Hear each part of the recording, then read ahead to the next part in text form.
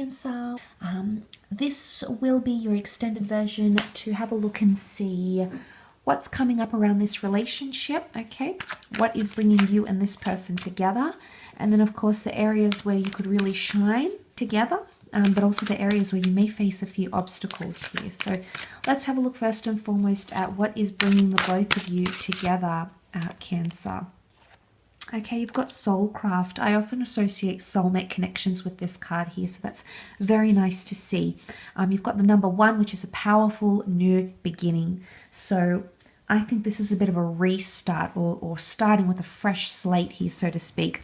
I think you're being drawn together. Okay, this is a very strong soul connection, so I think this could very well speak.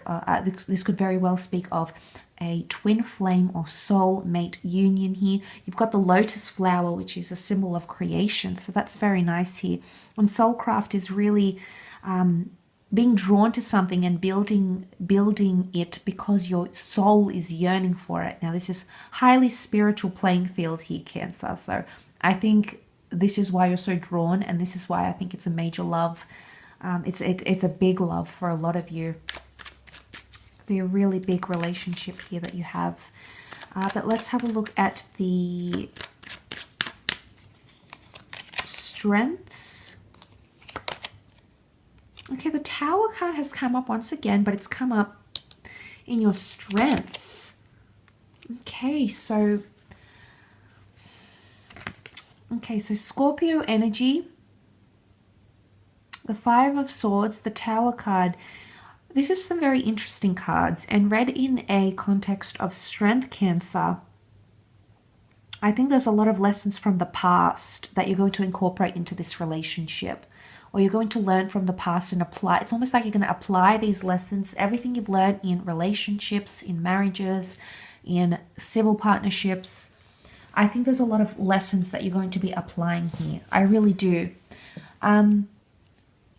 I feel like there's something really magnetic between the both of you. You've got the Tower card here, and this is unforeseen circumstances. So I think one of your strengths is going to be how you handle these circumstances. And the Death card can speak about endings and new beginnings.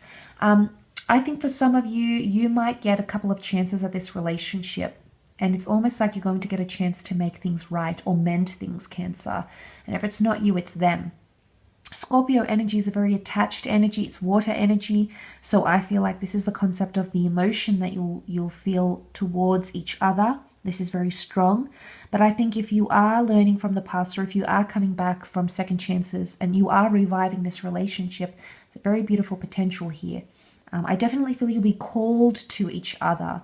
But look, the 5 of Swords is communicating, and it's expressing yourself in a very healthy way. It's knowing when to give each other boundaries. It's knowing when to give each other space, independence, and or autonomy.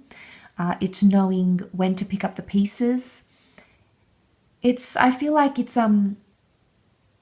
apologies. I feel like it's apologies and kindness, because the 5 of Swords is not read in a context of let's leave it behind. It's read in a context of strength. So your ability to pick up the pieces, maybe communicate, express yourself, express how you're feeling. I think there's a deep appreciation, I think, for the way in which you both communicate. And it's almost like you're going to try and integrate ways to be stronger together.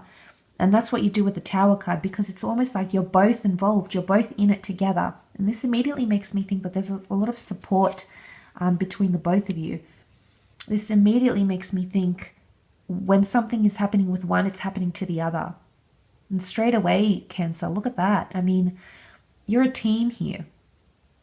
What you do together. What you feel together. And maybe, I don't know if this is this whole soul binding concept coming through here. And it's exhibited in those sorts of examples, but it very well could be.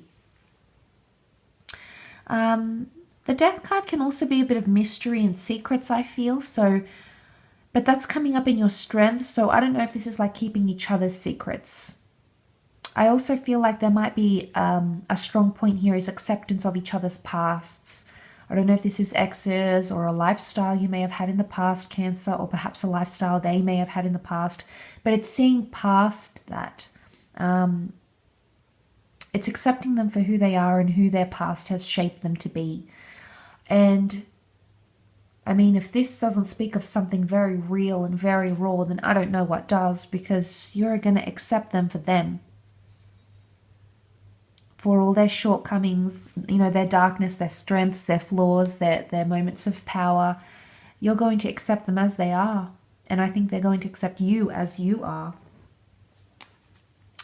Let's have a look at, and I do feel like because the Tower card can point to, it can be like a phallic symbol here, so I feel like this may point to sexual connection and chemistry.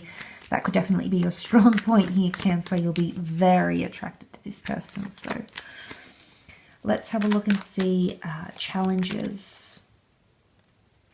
Okay, the Magician, you had Aries with the Emperor, and you also have it with the Magician. So there can be a bit of opposition here or disagreement.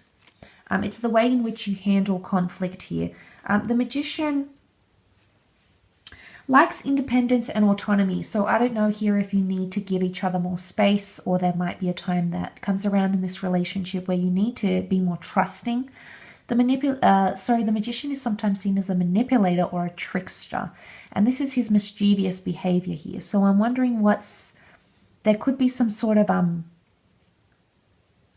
manipulation happening in this relationship that could be detrimental. Okay, I don't know if it's options. The Three of Cups is here, can sometimes be a third party situation. I don't know if this is like jealousy, because I feel the King of Wands is so alert. You can see even in the way he sits, like he sees everything. Everything has his attention. He's observant. He's absorbing his environment, he's scanning things, he's ready to act. And it's that in sort of impulsive energy, which is also evidenced with the Magician and the Emperor.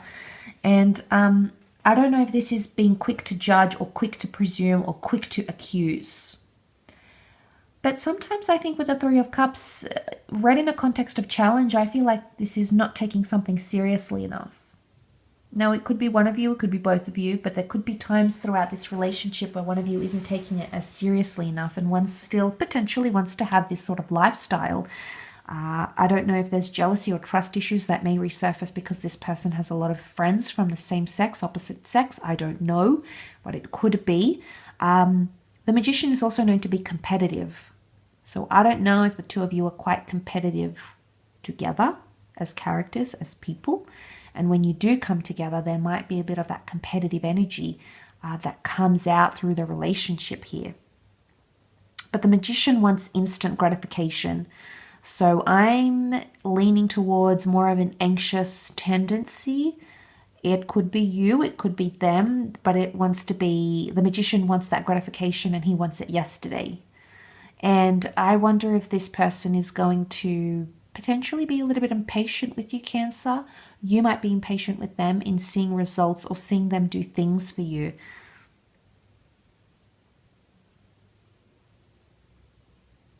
It's a bit of an unsettled energy because the Magician is very fast-paced.